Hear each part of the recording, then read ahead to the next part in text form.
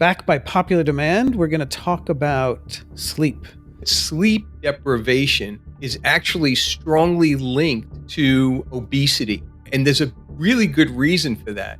And, sleep's linked to all kinds of things. It's linked to depression, anxiety disorders, post-traumatic stress disorder.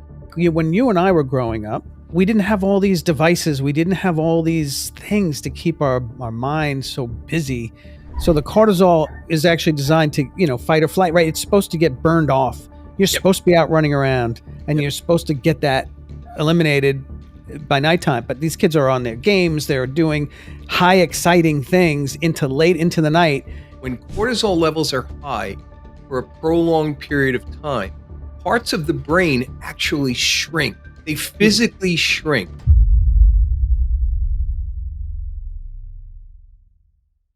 Hey, everybody. Welcome back to Real Brain Talk. That's Dr. Guy. I'm Dr. Ken. Hello. Back by popular demand, we're going to talk about sleep. It's a big thing. Yeah, sleep is something that we see all the time in our neurofeedback practice because sleep has so much to do with other things as well. Like, for instance, people that come in with like a memory problem. Well, memory is, reliant, or memory is based on your ability to sleep. Because what happens with memory is you take in information into your brain, it goes into what's called your short-term memory, and then when you sleep, that short-term memory gets converted to long-term memory.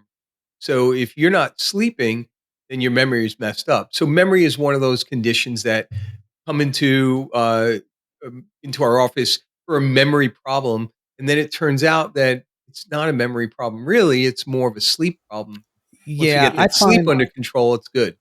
Yeah, I find when we're reviewing maps with our providers, and especially if people with a certain age, if they're not, too elderly, and there might be some cognitive decline, you see memory pops up. You go, first thing, right? Sleep, right? Yeah. And what's the other things? We see chronic pain, right?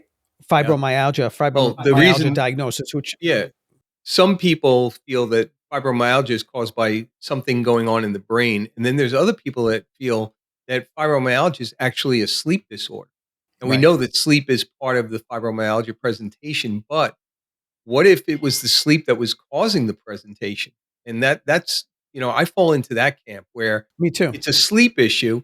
And because they're not able to sleep, they're not releasing growth hormone at night. And because they're not releasing growth hormone at night, so there's no restorative ability not to healing. Sleep. Right. Yeah. You're not feeling better. Right. Exactly. All day long we're traumatizing our tissues, and sleep is there. One of the reasons we have sleep is to give us a chance to heal those micro tears and things that happen during the day. And if you're not sleeping, those basically get worse and worse and worse, and it snowballs into fibromyalgia. Right.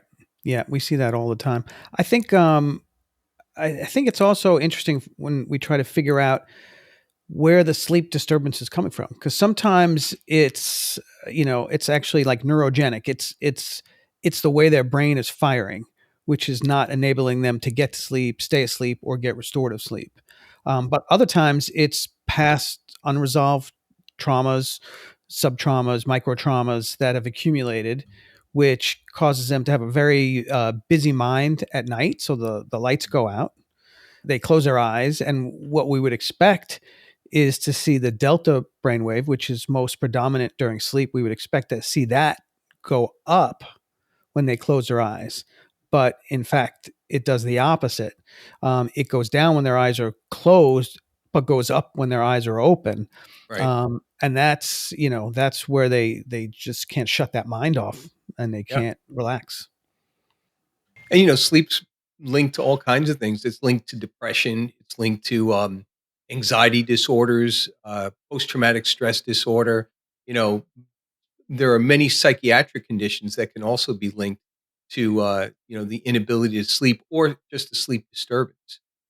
I think one of the other big things, which I see a lot when I'm reviewing cases, I'm sure you see it too, people are trying to take some sort of intervention. Now, sometimes it's medication, sometimes it's prescribed, and then sometimes it's melatonin or magnesium, magnesium. yeah, Yeah. that they're using for sleep.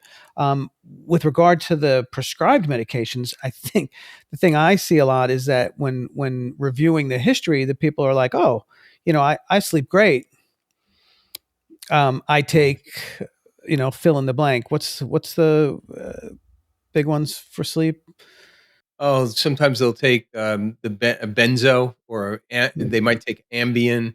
Ambien, right? That was Yeah, that was the Ambien. big one for a while. Actually, I've been hearing about Ambien as much. I haven't been seeing those lately. That's because of all the things that happen when you take Ambien. I had a friend who he took Ambien one night and, he woke up in the bushes in front of his house, and he doesn't remember how he got there. I Like, mean, it's that that funny, but that's a not very funny. common Yeah, story with Ambien, stuff like is that that. right? Memory is gone with Right, Ambien because it's right, not really giving you restorative sleep, it's giving you non-restorative sleep. right. So It's it's giving you the illusion of sleep. right, So you you might as well you not even sleep. exactly. Right. And tell Um, people about melatonin. I mean, I think this is the other thing I see all the time, and I think melatonin's great when it's warranted, and needed. But I think that the problem in society right now is those who are taking melatonin seem to be taking way too much of it. oh, yeah, yeah. I mean, even up until, like, 2 or 3 years ago, you couldn't even get melatonin in 1 milligram pills. They were all 5 milligrams and above, and if you read any of the studies, 5 milligrams is too much melatonin. You Mm, take that, and then you're gonna get the opposite, effect. You're gonna actually have a sleep disturbance. So what we typically tell people is the best thing to do is get yourself like 1 milligram tablets of melatonin about a half hour before bed. Take one of those tablets and see how you do for about 2 weeks. Do that 2 weeks every single night for 2 weeks. And if that doesn't take care of it, then up it to 2 milligrams and do that for 2 weeks. mm, And if that doesn't take care of it, 3 milligrams. But I would never go above three. Three is right, the limit for melatonin. right. It's not It the can be more is effective. better. Right. It can be effective, but if you take too much of it, not good. Right. Then you get anxious. Then it feeds into the same problem. Yeah, yeah. So you know what's another interesting thing is that sleep deprivation is actually strongly linked to, obesity and hunger, and there's a really good reason for that.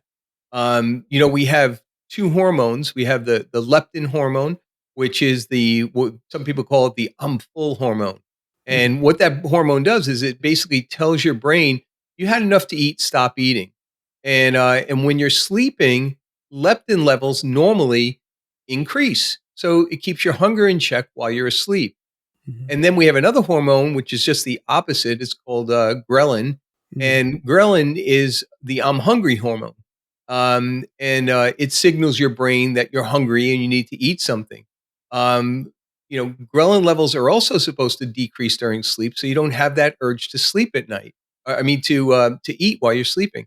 What happens when you have a sleep disturbance is that the hormone, which normally is low, ghrelin, actually is increased. So you have an increase in ghrelin, and because of that, you end up, affecting the way that you eat throughout the day because you're messing up the hormone interaction. hmm. So somebody who is overtired because they're not getting the proper sleep, when they get up, the hormone is the ghrelin is screaming at them saying, "Eat more," Yep, all night instead of long, all night right. long, even while you're sleeping. You ever see people get up in the middle of the night and they run to Mm. the refrigerator and they eat ice cream, they eat It you don't see them eating, broccoli and salad, you see them eating crap food. it's hard to prepare that. Um, You want something quick. yeah, Um, exactly. So, they're eating so chips and I'm Twinkies. I had a friend of mine who ate it every night. He'd wake up at 2 a.m. and he'd go to the kitchen and he would eat a bag of Twinkies and then go back to bed. I was so like, the "It's first key horrible." is to not buy the Twinkies. Exactly. Then you're looking Yeah, around. exactly. So then some people wake up because I know some people who wake up famished, like they wake up from sleep and they're starving. I'm not. I'm usually last thing I think about when I wake up is eating something. I'm not really sure how that fits into it, but it's interesting. You don't feel hungry when you wake up in the morning? No, Yeah, no. you're not really supposed to. Mm, You're supposed to feel hunger as the morning goes on, But in the early morning, you really aren't supposed to feel real hungry. Yeah. So That I'm could be mixed. a So sign. Yeah, that I'm could at be a night. sign. I'm at night. So I'm at night when I go to sleep before, like in that late, that's when I want a snack and I want to eat before I go to bed. Yeah, well, I wanna have a snack every minute of the day, Yeah. but I don't do it. Yeah. Um, another thing you wanna think about is the fact that not only does it affect your hunger, but it affects your insulin levels, because insulin doesn't work properly unless you get a good night's sleep, so your blood sugar starts to spike, and when the blood sugar spikes, your body stores more fat, and that increases your risk of weight gain. And then over time, that increases your risk of type 2 diabetes. And then over time, it increases your risk of heart attack. And it's all because you're not getting Snowball. good night's sleep, and your insulin isn't working the way it should because you didn't get Right. that good night's sleep. Right. Well, so let's Yeah. look at how sleep snowballs when we look at what we do, and we look at a brain map, right? I mean, and what's most people come to a neurofeedback provider for? It's focus and attention. Mhm. It's having mental stress, commonly called anxiety, negative moods. They're gonna have a host of behavioral and emotional issues, but Yeah. what's the first thing that we look at? We look at seeing if we can help them Sleep. to regulate sleep, Yeah. right? Because nothing really works well beyond the sleep problem. And if we can help them with that, which is probably one of the biggest things that neurofeedback helps with, is improving quality of sleep, everything can get better from there. What do you typically see on a map when somebody comes in with a So so primary when sleep someone issue? comes in with a sleep disorder, there are a couple of things that we look at. We're looking at the power of these brainwave, right? And delta is the sleep brainwave. And when someone comes in and gets a brain map, what you'll typically see is you might see normal, maybe even a little bit of elevated delta with the eyes closed. But then you open the eyes and you do another map, and you'll see that the delta magnitude or power just blows out of the Explode. water. And you're like, all Yeah. right, that's a sleep issue. Another thing you might see is we look at things like dominant frequency. When your dominant frequency is slow, that could be sleep, gut, or thyroid, but Yeah. sleep is one of the things. But I just want to kind of piggyback on what you just said. When people come in the office, like the primary thing we ask them is sleep. Because once again, 2 reasons. Number 1, like you just said, sleep is something that, affects everything, right? Memory, cardiovascular health, obesity, blood pressure is affected by sleep. The ability to remember things is affected by sleep. So Mm. so we look at that for those reasons, but then we also look at it because we know that neurofeedback is very effective to help a person get some sleep. It's just been proven over and over and over again. There's research studies showing it. We have our own anecdotal stories in our office. I'm almost happy when someone comes in with a sleep issue because I know I'm It's going to right. fix that. Right, that one's an easy Yeah, one, that's usually. an easy one. Exactly. Yeah, So, and what do we see? I mean, I think the another big problem, we talk about sleep hygiene. I don't know if you remember, people used to be like, "Oh, I'll sleep when I'm dead." That was somebody who was like a party animal, they were exciting. My thought process is always like, "Well, then death's you're going gonna to come die. a lot earlier." Yeah. Um, but what about the kids today? I mean, I think when you and I were growing up, um, old men that we are, Yep. um, we didn't have all these devices. We didn't have all these things to keep our minds so busy in the evening. Like Right. my 13-year-old, it's she's on the phone and she's you know talking to her friends, and it just so much going on with her digital device, and it's really it's what's funny is that for me growing up it was the TV. Has almost no interest in the television Yep. at all. I'm Exactly. almost I'm almost at the point where it's like, can you just watch some TV? Yeah. Just watch some Exactly. Come sit scripted over here and TV. watch TV Yeah, with me. yeah, Yeah, it's amazing how things have changed, and as a result of that, we're seeing way more sleep issues, and right. especially in children. And it's unbelievable how many children have sleep issues. But I really believe that what you just said is actually correct. I think it has a ton to do with not only the digital devices, but think about all the stress and anxiety that social media causes for these children, you Right. know? And let's say they're on their phone and something bad happens on Instagram, or I was going to say Facebook, but they don't even do They Facebook. don't even, that's too slow Snapchat, for they're on them. Yeah. Right, Snapchat. right. Something bad happens and they get upset about it. They're not going to be able to sleep that night because their mind is racing with what happened. So Yeah. they're growing up in a much different environment than we No, ever grew up in. there's no escape. You Nope. know, when I came home from school when I was a kid, the outside world was gone, and it was just my home environment. And if you're Mhm. blessed to have a happy, stable home environment, that was your escape. That was, I don't have to Right, deal with anything. But right, there, it invades them. They're never free of judgment. They're never right. free of any possible bullying or attacking or anything. And if there's self-esteem issues there, those get triggered really easily on Oh, social media. yeah. Yeah, Mm. to the point where sadly enough, I mean, people commit suicide. It's Yo, horrible.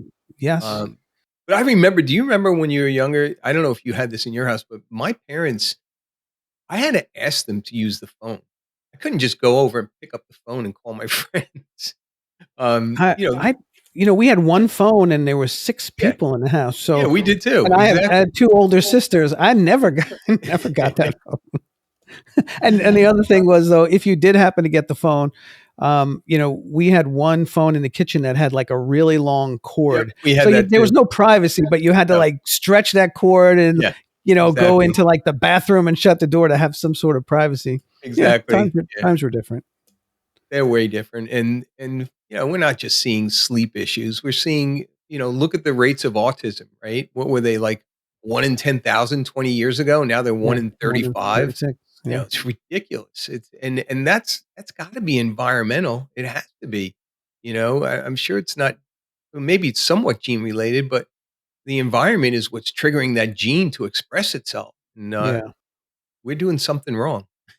Yeah, But something's not going as well as we would like it to. yeah, And we talk about sleep hygiene. We talk about getting people to get into a good routine. It's something I keep talking about with my 13-year-old. We keep trying different things. Just got her this really cool little projector that has like clouds and stars and on the ceiling, which seems to be very calming and relaxing to shut her mind off yeah. and Let me just ask have a you a nice question. environment. Do you have a time? Do you have a time of the evening when you say, "All right, we're not being on the phone anymore," like a few hours Yeah. before she goes to bed? Because that's a big thing too. Like we just said, if she's on her phone right until the minute she goes to bed, that's a tough thing right there. Yeah, we did have that for a while. Work out? She's gotten a little bit older. It's part of her routine, and a lot of it is just talking to a friend, and I don't mind that so much. I mean, that is social interaction. Yeah. They're literally talking. They're FaceTime, they're video chatting to each other, and I don't mind that so much because she's not even really staring at the phone. She's just having Yeah. the social interaction and you know, But true sleep hygiene occurs 2 hours before you go to bed. yeah, Your body is built so that as you have to prepare to go to sleep. You can't just go 100 miles an hour, having right, then conversations, turn it doing off. social media, and then just go, all right, Mhm. now it's time for sleep. You know, Right, in the old days, the people, I say the old days when I was young, I know. the last thing that I did before I went to bed, and this was part of our routine, was I had to read, and I would read for like an hour before bed, and it was perfect because it brought my mind down. Yeah, It brought me down, and I get and you knew tired when and you I kept fall reading asleep. that same sentence over and over Yeah, you again, knew you're it like, was "Yeah, over. I Right. gotta put the book down." Exactly, exactly. Yeah, it's good. One more thing I wanna say about sleep, Mhm. with all the buzz today about cortisol and how bad cortisol is, and it causes inflammation, and it's related to, psychiatric disorders. It's related to, all these different disease states that we talk about. And what we don't realize is that when you go to sleep at night, part of that sleep process is reducing the levels of cortisol to kind of give your body a break. And if Right. you don't sleep, those cortisol levels remain high. And one of the last thing I want to say about that is there have been several studies showing that when cortisol levels are high for a prolonged period of time, parts of the brain actually shrink. They Mm, physically shrink, right? Two parts of the brain that most affected by this are the hippocampus. What does the hippocampus do? Memory, right? mm, Among other things. mm. And the prefrontal cortex, which in kids isn't even developed yet because it doesn't develop until they're in their third decade of life. So now you've got Yeah, a so they child's can rent a car. brain. Yeah, you got a child's brain who already has an undeveloped prefrontal Mm, cortex, and now you're putting cortisol on it, and that cortex is getting even smaller. Well, guess what the cortex is responsible for? Decision making. mm, How many good right. decisions has your daughter made? At that young age. My kids at that age, they Yeah, didn't make good decisions. And if you couple sleep on top of that, decisions become even worse. right, Um, and I'll just piggyback on that too, the cortisol, and I think this is other issue with society is, not everybody of that age is getting enough physical activity.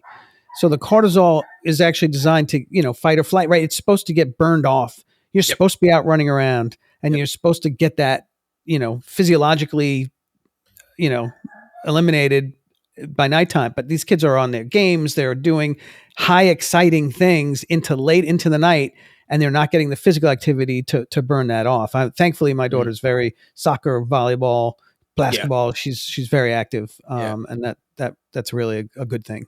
Another thing to consider too is we talk about people being on their phones right up until the minute they go to bed. Let's say you can't break that habit. Let's just say they're going to be on their phones. Mm.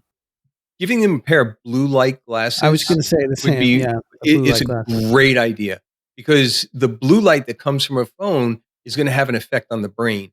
And if you give them those blue light filtering glasses, Mhm. it has a much less effect. So if you Yeah, can't I get had them to gotten put the her. phone down 2 hours Yeah, before bed, then at least put some I glasses, had gotten blue her light. a couple pairs over the years, but she doesn't wear glasses, so it's not Right, normal for her to put glasses on. right, For me, like I put reading glasses on to look at the phone, and they're built-in blue light, so yeah, it's a habit. yeah.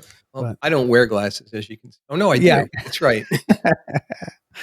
All right. Well, this has been um, great. If people have questions that they want to know about sleep, they could always reach out and oh yeah. ask us questions. We'll be happy to respond to anything on any of the social I media I'd be platforms. really interested to hear comments from people. Are you guys experiencing the same thing we are with sleep? Can you offer anything else to help people sleep better? It would be wonderful if you guys could make some comments and we could learn from that and so could our audience.